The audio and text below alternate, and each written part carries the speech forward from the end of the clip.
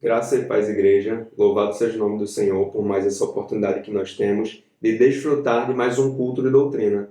Mais uma oportunidade, meus irmãos, de juntos aprendermos mais, olhando para as Sagradas Escrituras, olhando para o ministério de Cristo, né? Aquilo que ele fez, aquilo que ele falou, com o intuito, irmãos, de amadurecermos espiritualmente.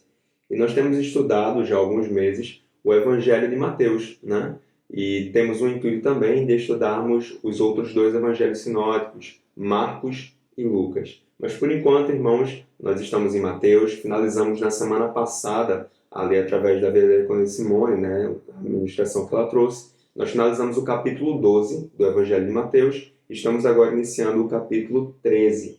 E, irmãos, o que vocês precisam saber sobre esse capítulo é que ele é quase que inteiramente composto por parábolas, né? Então, Jesus vai trazer aqui muitas parábolas e explicações para algumas destas parábolas. Então, Mateus ele organiza essas parábolas de Cristo como se fosse um grande sermão, onde ele trouxe diversas parábolas que ficou conhecido como as parábolas do reino. E faz sentido, irmãos, porque Mateus ele escreveu, né, o seu evangelho para os judeus e ele tinha como objetivo ressaltar essa característica de Cristo, né, como rei. Então, dentre todos os evangelhos, ele é quem mais fala sobre o reino dos céus, tá bom? Então, basicamente seria isso. Hoje, nós vamos ler do versículo 1 até o versículo 23. E na minha versão, esses versículos englobam dois blocos. O primeiro bloco vai do versículo 1 até o 9 e tem por título a parábola do semeador. O segundo bloco vai do versículo 10 até o 23 e tem por título a explicação da parábola, tá bom? Então, esses dois blocos, né, eles estão presentes nos três evangelhos sinóticos, tanto a parábola do semeador quanto a explicação dela, né? Tanto Marcos quanto Lucas e o próprio Mateus vão registrar, então, essas palavras de Cristo.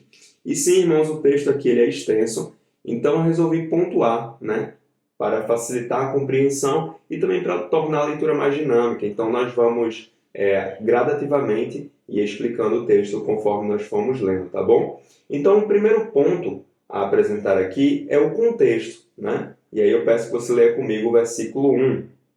Naquele mesmo dia. E aí, que dia seria esse, irmãos? Bem, Mateus ele organiza a parábola do semeador como tendo sido contada no mesmo dia em que Jesus ele estava ali falando à multidão, e aí a família de Jesus se aproxima, sendo que não conseguiam, né, falar com ele, se aproximar bastante por causa da multidão. Né? Era tanta gente que ficava difícil se aproximar. Então ali a sua mãe, né, as suas irmãs, seus irmãos queriam falar, mas não podiam. E aí chega a notícia, olha, Jesus, a tua família está ali, querem falar contigo. E aí ele responde daquela célebre forma, como nós vimos na semana passada. Qualquer que fizer a vontade de meu Pai celeste, esse é meu irmão, irmã e mãe. Então, basicamente seria isso, né? Mateus organiza como naquele mesmo dia, né? Depois disso, Jesus então ele contou a parábola do semeador. O segundo ponto é a ambientação, versículo 1. Naquele mesmo dia, saindo Jesus de casa, assentou-se à beira-mar. Então, por casa, irmãos, entendam Cafarnaum. Né? Jesus fez dessa cidade uma base de operações durante o seu período ministerial. Então, ele residia em Cafarnaum, mas, obviamente, ele viajava para outros locais a fim de pregar o evangelho do reino, tá bom? E perceba aqui que há uma alusão a uma praia, né, no versículo número 1. E aqui é uma referência clara, irmãos, ao Mar da Galileia ou ao Lago de Genezaré, como também é conhecido. Inclusive, a tradição local situa nesse lugar onde Cristo contou a parábola do semeador e as demais parábolas aqui, como o côncavo das parábolas, uma enseada em formato de uma ferradura, né? O terceiro ponto, irmãos, é o público. Versículo 2. E grandes multidões se reuniram perto dele, de modo que entrou num barco e se assentou, e toda a multidão estava em pé na praia. Então, irmãos, semelhantemente ao Sermão da Montanha, numerosas multidões ouviriam, né, o ensino de Cristo. E aí, o quarto ponto é o método. Versículo 3. e de muitas coisas lhes falou por parábolas. Então, Jesus ele ensinaria o povo por meio de parábolas, eventos diários, né, para ilustrar ali o reino dos céus. E através dessas ilustrações, Jesus ensinaria tanto lições morais quanto lições espirituais. Quinto ponto, a parábola, do versículo 3 até o 8. E de muitas coisas lhes falou por parábolas, e dizia: Eis que o semeador saiu a semear. E ao semear, uma parte caiu à beira do caminho, e vindo as aves a comeram. Outra parte caiu em solo rochoso, onde a terra era pouca, e logo nasceu, visto não ser profunda a terra. Saindo, porém, o sol a queimou, e porque não tinha raiz, secou-se. Outra caiu entre os espinhos, e outra, enfim, caiu em boa terra, e deu fruto a 100, a 60 e a 30 por um. Então Jesus transmite a verdade do reino através dessa analogia. E pelo fato de ser uma comunidade predominantemente agrícola, eles estavam familiarizados ali com aquela linguagem que Cristo adotou para trazer esses ensinamentos. Por exemplo, o terreno ali daquela região é rochoso, então o solo é fino, né? Quando Jesus utiliza essa parábola, ele faz menção, né, de um solo fino, né, da terra ser pouca. E ele faz menção também da competição das plantas por nutrientes, quando ali os espinhos sufocam aquilo que foi semeado. Então, as pessoas elas compreendiam essas coisas que Cristo ensinou. O ponto é que eles não compreendiam, obviamente, com os termos, né, que nós temos hoje, com uma quantidade mais excessiva de informações. Mas eles entendiam, né? Era um povo do campo. Então, uma coisa interessante também a se comentar, irmãos, é sobre os rendimentos da agricultura naquela época, né? Eles variavam ali de 5 a 15 vezes o que foi semeado. Então, 10 vezes o que foi semeado, 10 por 1, já seria uma quantidade muito grande, né? Já era um resultado muito bom, um rendimento muito bom. E Jesus apresenta aqui um número extraordinário, né? 100 por 1. Né? De fato, um número muito grande, mas é aquele que Cristo apresenta no final da sua parábola, no versículo 8. Né? E aí, irmãos, o sexto ponto é uma advertência. Versículo 9. Quem tem ouvidos para ouvir, ouça. Então, Jesus ele finaliza a parábola com uma mensagem de alerta para os seus ouvintes. Versículo sétimo ponto, né? A questão. Versículo 10. Então se aproximaram os discípulos e lhe perguntaram: por que eles falam por parábolas? Né? Os discípulos eles captaram a mudança ali no método de ensino do Senhor. Oitavo ponto, a resposta, do versículo 11 até o versículo 17.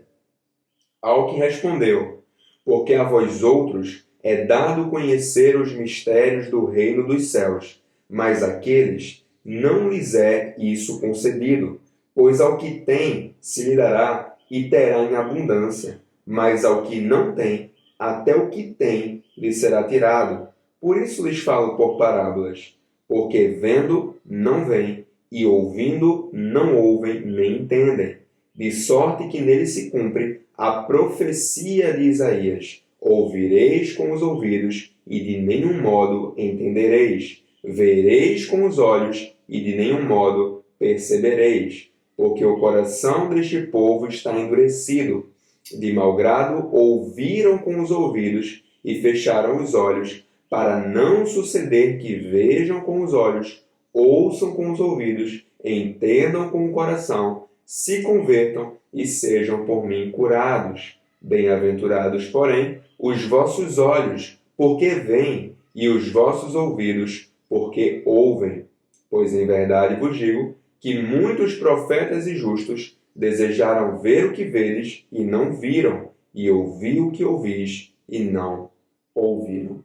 Então, Jesus ele aplica, né, um método de difícil compreensão para os ouvintes de coração endurecido. E assim, ele cumpriu mais uma profecia de Isaías. Para ser mais específico, Isaías capítulo 6, do versículo 9 até o versículo 10, irmãos. Vale lembrar que Jesus ele vinha sendo rejeitado pelos escribas e fariseus. Esses homens estavam ali rejeitando o ensinamento de Cristo, a sua doutrina, o seu ministério como um todo. Então, a gente até viu algumas semanas atrás, né, que esses homens, os escribas e os fariseus, foram até Cristo, pedindo para que ele ali lhes mostrasse um sinal. E Jesus ele chamou aqueles homens de uma geração adúltera e perversa. Né? Ele chamou assim os escribas e os fariseus.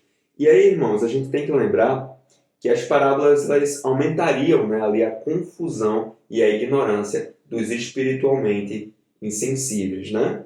E essas multidões que ouviam a Cristo eram multidões heterogêneas. Nem todos estavam ali interessados em aprender mais sobre o reino dos céus ou sobre verdades espirituais profundas. Não, irmãos. Alguns estavam ali, certamente, movidos pelo interesse apenas. Vocês se lembram daquele episódio no Evangelho de João, em que Jesus multiplica ali os pães e os peixes, e aí a multidão vai até o encontro de Cristo, e ele diz, olha, vocês vieram até mim por causa do pão, né? Porque vocês se alimentaram e se fartaram, vocês vieram até mim atrás disso, não porque eles estavam interessados no pão espiritual, mas no pão físico. Aqui, irmãos, parte dessa multidão poderia estar interessada em um milagre de Cristo, em uma cura, em que ele expelisse um demônio, ou apenas curiosa para ver algum sinal, alguma manifestação do poder de Deus, não necessariamente interessados em ouvir e aprender com Cristo.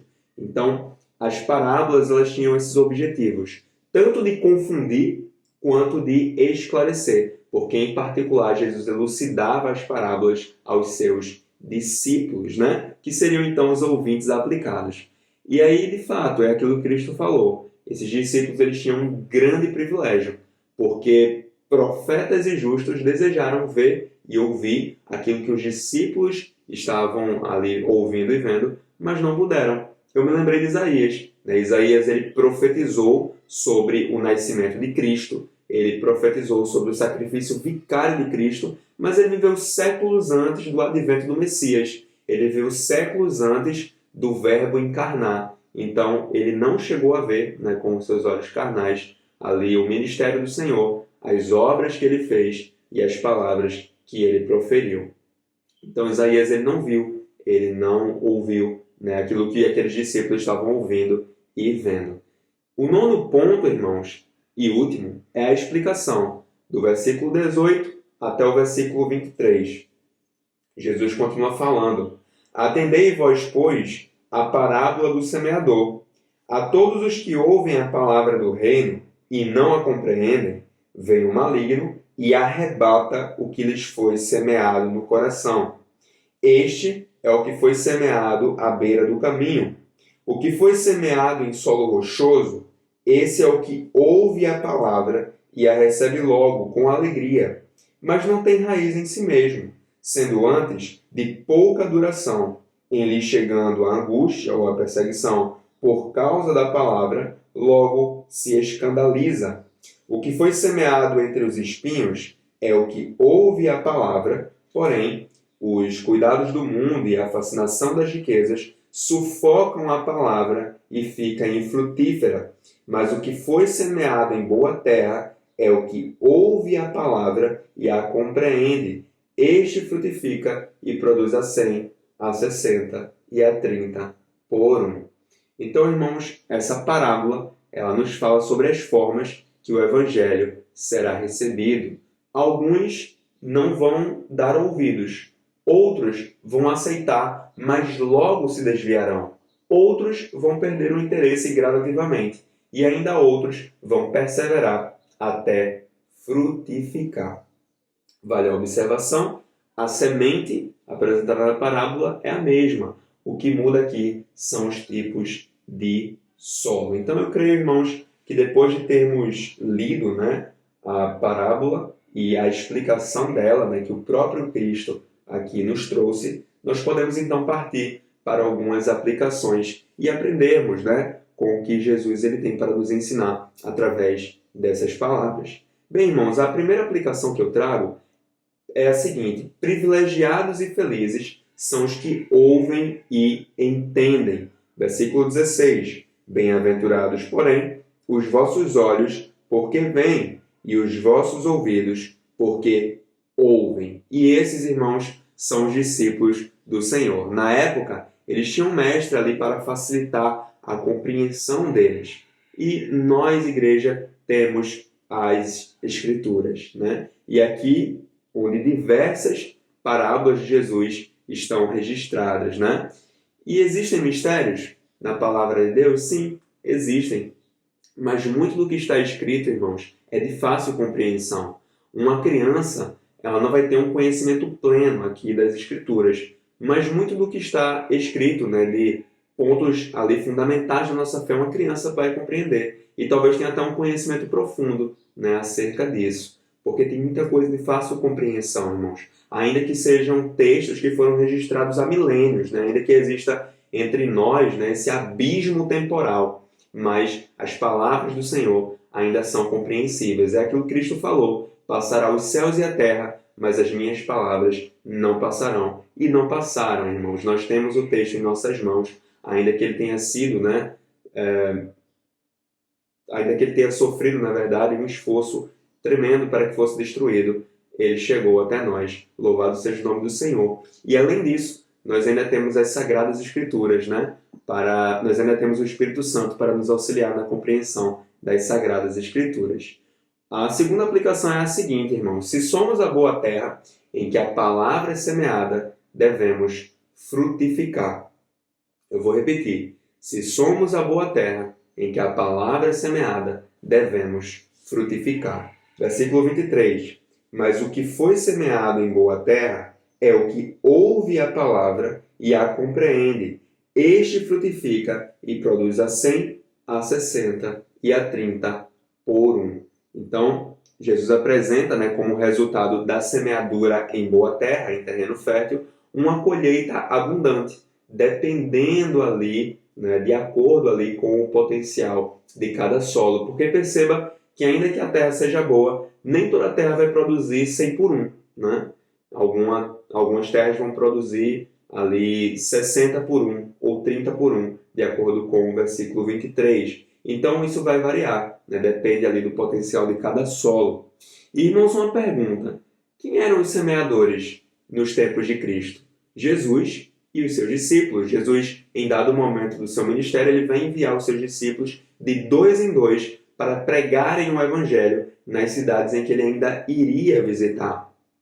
E hoje, igreja, quem deve semear somos nós, né? Hoje quem deve semear é a igreja do Senhor. Interessante que as árvores frutíferas, elas dispersam ali as suas sementes quando ali o fruto nasce, né? A semente ela está contida no fruto e esse fruto ali, ele é espalhado, né, de alguma forma por diferentes meios para que a semente ali ela possa germinar.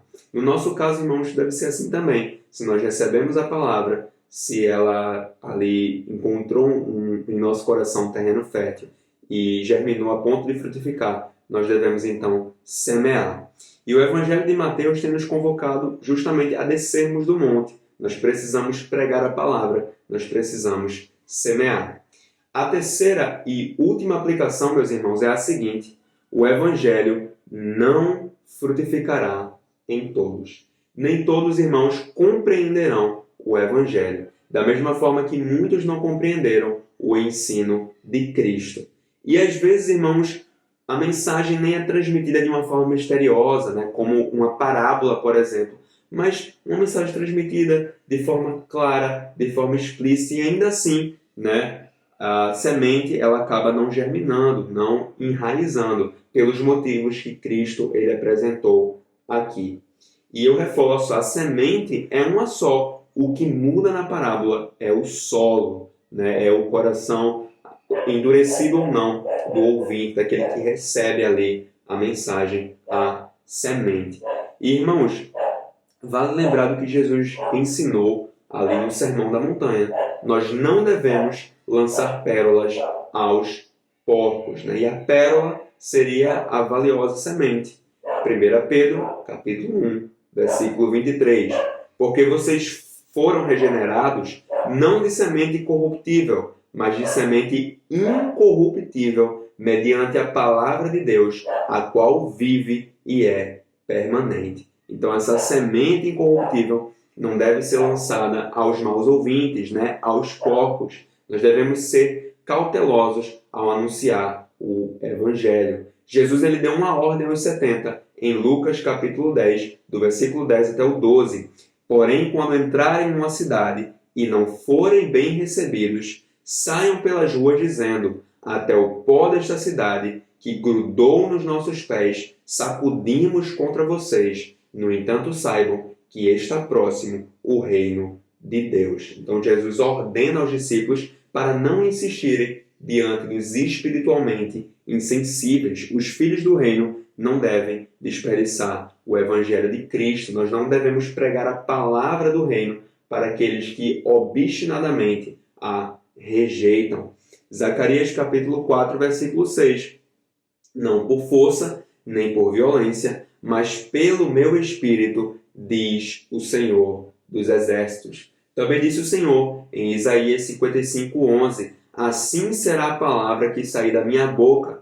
Não voltará para mim vazia, mas fará o que me apraz e prosperará naquilo para que a designei. E Paulo ele parece ter aprendido isso bem, pois se referindo aos apóstolos ele disse, em 2 Coríntios capítulo 2, do versículo 15 até o 16, porque nós somos para com Deus o bom perfume de Cristo, tanto entre os que estão sendo salvos, como entre os que estão se perdendo. Para com estes, os que estão se perdendo, cheiro de morte para a morte. Para com aqueles, os que estão sendo salvos, aroma de vida para vida.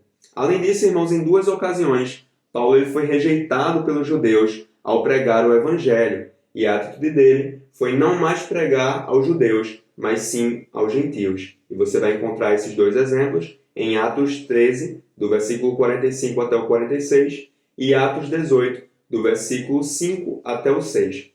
Então, só recapitulando as 3 aplicações que nós vimos, bem rapidamente.